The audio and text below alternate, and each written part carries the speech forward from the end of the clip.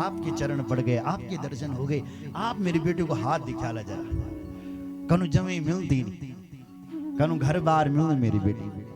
देखो महाराज, देखो नारद जी आए। नारद जी ने कहा बेटी को बुला। राजा ने बेटी को बुलाया और जैसे ही नारद जी के सामने वो बेटी खड़ी करी तो नारद जी हाथ देखने लगे, हाथ देखना भूल गए और उस बेटी का मुख को देखने लग गए। साहब देखी रूप मुनि बिरति बिसारी, बड़ी बार लगी रहे निहारी, बड़ी बार लगी रहे निहारी। देखी रूप मुनि बिरति बिसारी, मुनि अपने आप को भूल गए कि मैं मां नारद जी की कोई और छूं, और तीन बेटी को बोले हाथ देखना भूली गई और उसका मुंह देखने लगी। लक्षण तास बिलोक भुलानी, हृदय हरस नहीं प्रगट बखानी। हृदय मात यनुच ओण लगूं कि हे राजा मैं तेरी बेटी पसंद आएगी, मैं इंद्री ब्यो कनु चांदू, लेकिन हृदय हरस नहीं प्रगट बखाने। मुंह से वचन नहीं निकल रहे क्योंकि हम बाबा बने हैं ना साहब। बाबा साहब कैसे बोल सकते हैं कि हमें तुम्हारी बेटी पसंद आ गई है। बोलो जय श्री राम। इसलिए मुंह से वचन नहीं निकले। घंटा भर बीत गया, नारद जी देखते चले जा रहे। राजा ने कहा बोले महाराज बताओ ना, कनु जमे मिल मेरी बेटी, कैसा पति मिलेगा, कैसा घर द्वार मिलेगा, कब मिलेगा? नारद जी ने कहा कल ही मिलेगा। क्या बोला?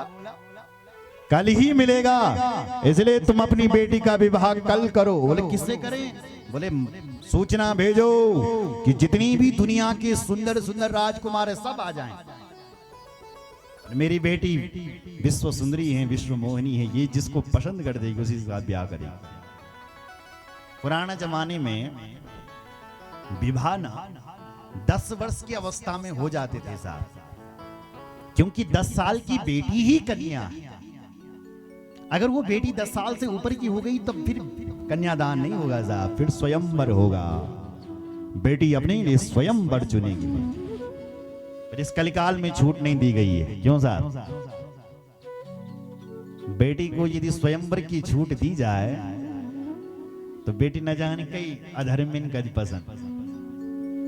आज क्या लोग गलत आईडी बने घूमने लग गया। क्यों साहब? विधर्मी दुष्ट और हमारी बेटी और बहुओं को अपनी बातों पर ला करके, इसलिए बेटियों के लिए छूट नहीं है स्वयंवर की। इसलिए आज भी चाहे बेटी 20 साल 30 साल के 50 साल की क्यों नहीं हो जाए, उसका कन्यादान ही होगा। बोलो जय श्री राम। हमारे शास्त्रों में कन्या केवल बेटी 10 साल तक है बस। इसलिए बेटी बड़ी है, इसलिए यहां स्वयंवर हो रहा है। और नारद जी कह रहे हैं जाओ मंत्रणा कर दो, जो दुनिया का सबसे सुंदर राजकुमार होगा उसी से हमारी बेटी ब्याह करेगी,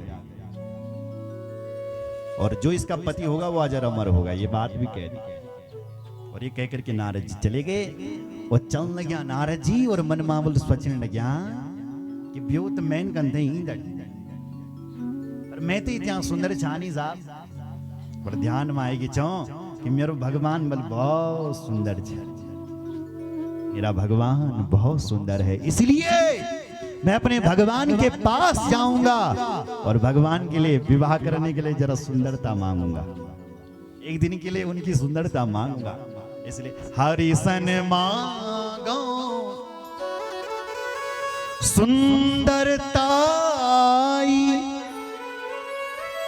हो जात गहरो अति भाई।